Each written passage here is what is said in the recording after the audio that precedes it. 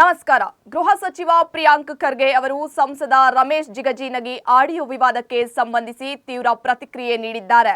ಆಡಿಯೋದಲ್ಲಿರುವ ಧ್ವನಿ ಮೇಲ್ನೋಟಕ್ಕೆ ಸಂಸದರದ್ದೇ ಎಂದು ಕಾಣುತ್ತಿದೆ ಎಂದು ಹೇಳಿದ ಸಚಿವರು ಆರ್ಎಸ್ಎಸ್ನಿಂದ ಎಚ್ಚರಿಕೆಯಿಂದ ಇರಬೇಕಾಗಿದೆ ಎಂದು ಅಭಿಪ್ರಾಯಪಟ್ಟರು.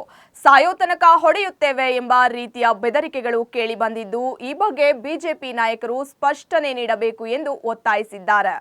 ಕಾನೂನಾತ್ಮಕ ಪ್ರಶ್ನೆ ಕೇಳಿದ ಕಾರಣಕ್ಕೆ ಬಿಜೆಪಿ ನಾಯಕರು ಬೆದರಿಕೆ ಹಾಕುತ್ತಿದ್ದಾರೆ ಎಂದಾದರೆ ಸಮಾಜದಲ್ಲಿ ಆ ಸಂಘಟನೆಯ ಪ್ರಭಾವ ಎಷ್ಟಿದೆ ಎಂಬುದನ್ನು ಜನರು ಯೋಚಿಸಬೇಕು ಎಂದು ಅವರು ಹೇಳಿದರು. ಗೃಹ ಸಚಿವರಿಗೆ ಈ ರೀತಿಯ ಬೆದರಿಕೆಗಳು ಬರುತ್ತಿರುವಾಗ ಇದರ ಹಿಂದೆ ಯಾರು ಇದ್ದಾರೆ ಎಂಬುದನ್ನು ಪರಿಶೀಲಿಸಬೇಕಾಗಿದೆ ಎಂದಿದ್ದಾರೆ. ರಮೇಶ್ ಸಾಹೇಬರು ಹಿರಿಯರಿದ್ದಾರೆ. ಅವರು ನಮ್ಮ ತಂದೆ ಅವ್ರ ಜೊತೆ ಒಡನಾಟ ಇಟ್ಟವರು. ಅವ್ರು ಯಾಕೆ ಹಿಂಗೆ ಮಾತನಾಡಿದ್ದಾರೆ ನನಗೆ ಗೊತ್ತಿಲ್ಲ. ಅದು ಅಥೆಂಟಿಕ್ ಆಗಿ ಮಾತನಾಡಿದಾರ ಇಲ್ಲ ಅದನ್ನು ಗೊತ್ತಿಲ್ಲ. ಬಟ್ ಮೇಲ್ನೋಟಕ್ಕೆ ಅವ್ರ ಧ್ವನಿ ಅಂದಂಗೆ ಕಾಣಿಸುತ್ತೆ. ಆದರೆ ಅಲ್ಲಿ ಹೇಳಿರೋದು ನೋಡಿದ್ರೆ RSSಯಿಂದ ನಾವೆಲ್ಲರೂ ಹೆದರ್ಕೋಬೇಕು, ಅವರು ಯಾವುದೇ ಹಂತಕ್ಕೆ ಹೋಗ್ತಾರ ಅಂತ ಕೂಡ ಅದರಲ್ಲಿ ಹೇಳಿದ್ದಾರೆ. ಭಾಳ ಸ್ಪಷ್ಟವಾಗಿ ಒಂದು ಸರಿ ಅಲ್ಲ ಎರಡು ಸರಿ ಏನು ಹೇಳ್ತಾರೆ ಅಂದರೆ, ಅವನು ಮಣ್ಣು ಹಾಕ್ತಾನೆ, ಸಾಯಿ ಹೊಡಿತಾರೆ, ಆಮೇಲೆ ನೀವು ಹೇಳ್ದಂಗೆ ಅವಾಚಕ ಶಬ್ದದಲ್ಲಿ RSS ಅವರಿಗೆ ಬೈದಿದೆ. ಸೊ ಇದ್ರ ಸ್ಪಷ್ಟೀಕರಣ ನನಗಲ್ಲ, BJP ನಾಯಕರು ಕೊಡಬೇಕಲ್ಲ.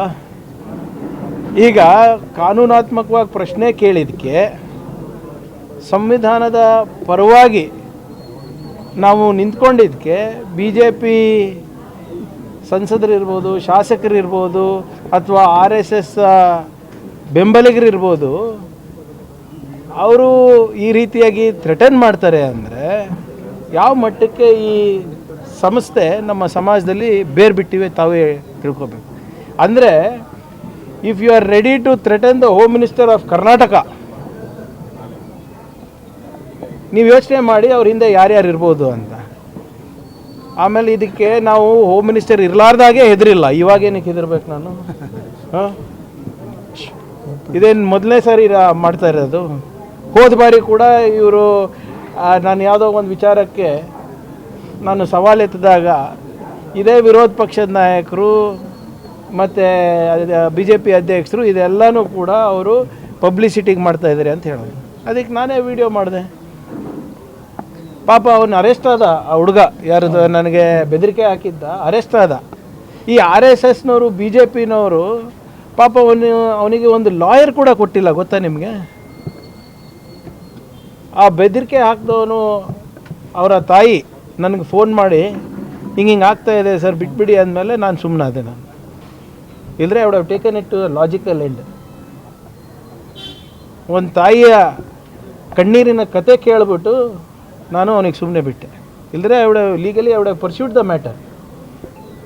ಆದರೆ ಯಾರಿವತ್ತು BJP ಪರವಾಗಿ ನಿಲ್ತಾ ಇದ್ದಾರೆ, RSS ಪರವಾಗಿ ನಿಲ್ತಾ ಇದ್ದಾರೆ, ಅವರು ಯಾವಾಗ ಜೈಲಿಗೆ ಹೋಗ್ತಾರೆ ಇವರು ಕೈ ಬಿಡ್ತಾ ಇದ್ದಾರೆ. ಒಂದು ಲಾಯರ್ ಕೂಡ ಕೊಟ್ಟಿಲ್ಲ, ಅಥವಾ ಹೋಗಿ ನೀನು ಹೆಂಗಿದ್ಯಪ್ಪ ಯಾಕೆ ಹಿಂಗೆ ಮಾಡಿದ್ಯಾ ಅಂತಲೂ ಕೇಳಿಲ್ಲ ಯಾರು. ಸೊ ಇದೇನು ಹೊಸದಲ್ಲ. ನನಗಿರ್ಬೋದು, ಖರ್ಗೆ ಸಾಹೇಬ್ರಿಗಿರ್ಬೋದು ಬರ್ತಾನೆ ಇದೆ ಅಲ್ಲ. ನಾವು ಯಾವುದಕ್ಕೂ ಇದಕ್ಕೆ ಯಾರು ಅಂಜೋರಲ್ಲ. ನಾವು ಯಾರು ಹೇಳಿದ್ದು ಲಾಸ್ಟ್ ಅಂತ? ನಾನು ಮೊನ್ನೆಯಿಂದನೂ ನಿನ್ನೆನೂ ನಮ್ಮ ಮಾಧ್ಯಮ ಸ್ನೇಹಿತರಿದೆ ಕೇಳಿದೆ. ಕೊಟ್ಟು ಈಗ 1 ವಾರ ಆಗಿದೆ ಸರ್. 100 ವರ್ಷದ ಇತಿಹಾಸದ ದೇಶಭಕ್ತರಿದ್ದಾರೆ ಇವರೆಲ್ಲರೂ.